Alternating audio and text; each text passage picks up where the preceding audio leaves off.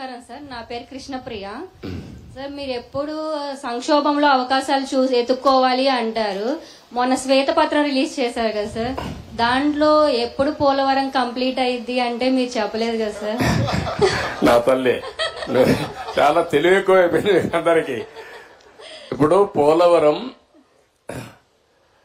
వచ్చింది ఇష్యూ ఏంటంటమ్మా, అక్కడ diaphragm wall ఒకటి ఉంటుంది. మీకు అందరికి రాష్ట్రంలో ఉండే అందరికి అర్థం కావాలి.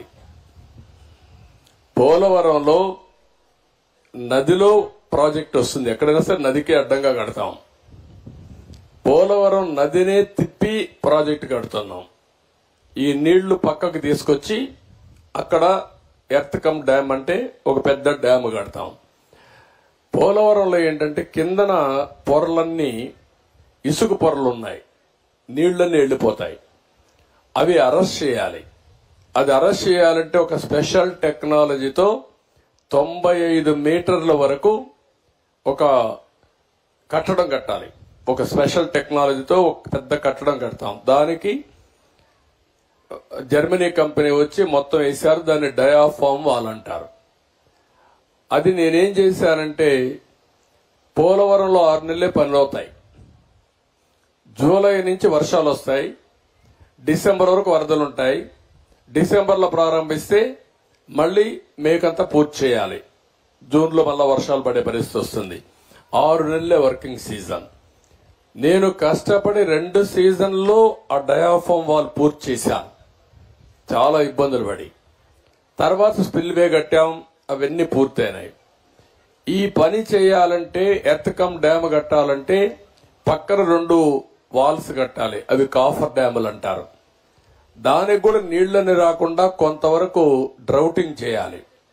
డ్రౌటింగ్ కూడా చేసి అక్కడి నుంచి కట్టుకొని రావాలి. కరెక్ట్ గా నేను అధికారంలో ఓడిపోయింది మేలో ఓడిపోయాం.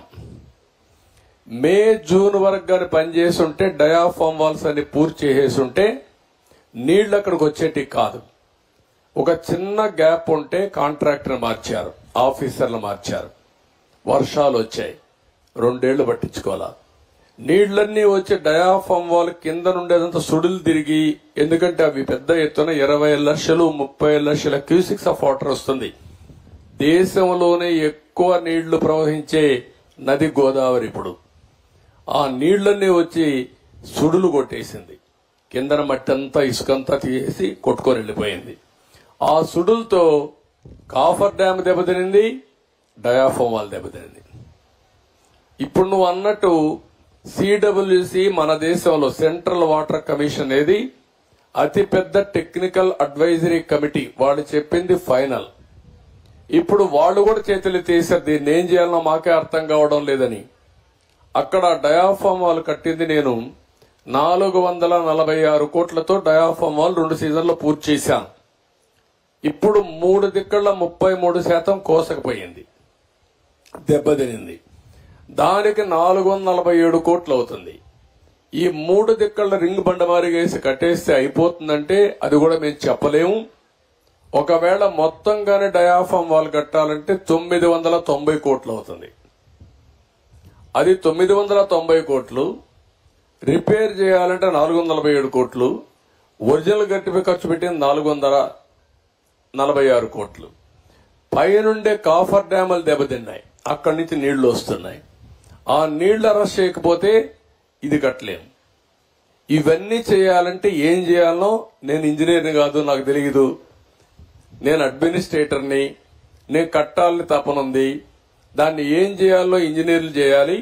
ఇప్పుడు వాళ్ళు ఏం చేశారంటే అమెరికాలో ఉండే 2 ఎక్స్పర్ట్లని, కెనడాలో ఉండే ఇంకొక 2 ఎక్స్పర్ట్లను తీసుకొచ్చి ఇప్పుడు పని అంతా చూస్తున్నారు. ఇన్స్పెక్షన్ చేశారు, నిన్న మొన్న వచ్చారు.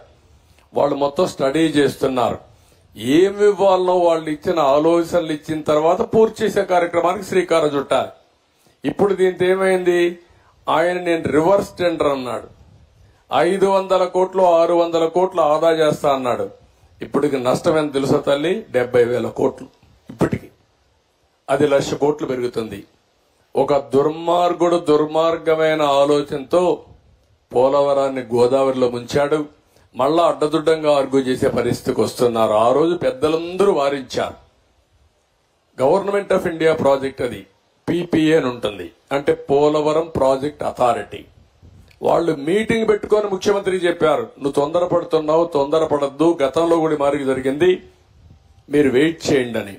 గవర్నమెంట్ ఆఫ్ ఇండియా నుంచి సెక్రటరీ చైర్మన్ దానికి ఆయన ఒక లెటర్ రాశాడు, తొందరపడద్దండి, 2 రోజులు వెయిట్ చేయండి, మేము రిక్వెస్ట్ చేస్తున్నాం మిమ్మల్ని, తొందరపడి మీరు నిర్ణయం తీసుకుంటే రేపు పాత కాంట్రాక్టర్ కొత్త కాంట్రాక్టర్ ఇద్దరి మధ్యలో ప్రాజెక్టు మునిగిపోతే ఎవరిని అడగా తెలియదు, ఎవరికి జవాబుదారితనం తెలియదని చెప్పినా వినకుండా ఇష్టానుసారంగా చేసే పరిస్థితికి వచ్చాడు.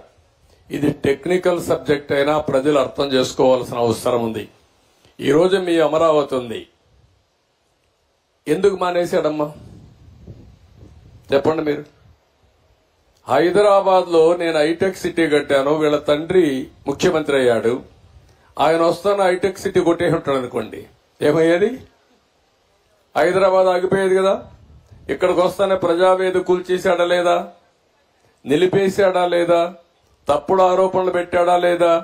భూములు మీవి, ఇచ్చింది ల్యాండ్ పోలింగ్ లో, మీకు ఇప్పటికి కూడా నేనేం చేస్తున్నాను, కౌలు ఇస్తున్నాను, 10 ఏళ్ళు ఇస్తానని 10 ఏళ్ళు అయిపోయింది, మళ్ళా ఎక్స్టెండ్ చేయాలి ఆలోచిస్తున్నాం. అలాంటిది అవినీతి జరిగిపోయింది, నాకు ఇల్లు కూడా లేదు కట్టుకోవడానికి, ఇంటి జాగా కూడా లేదు, ఇప్పుడు ఎత్తుక్కుంటున్నా, నేనేదో భూ కబ్జా చేశాను కేసు పెట్టి. ఎప్పుడు కూడా పిచ్చి కుక్క మంచి కుక్కను కూడా పిచ్చి కుక్క అంటే మీరేం చేస్తారు, అది మంచి కుక్క పిచ్చి కుక్క తెలియదు, మనిషి కుక్క రాయేసి ముందు చంపేస్తారు దాన్ని. అదే మారే చేశాడు అమరావతిని, అవునా కాదా?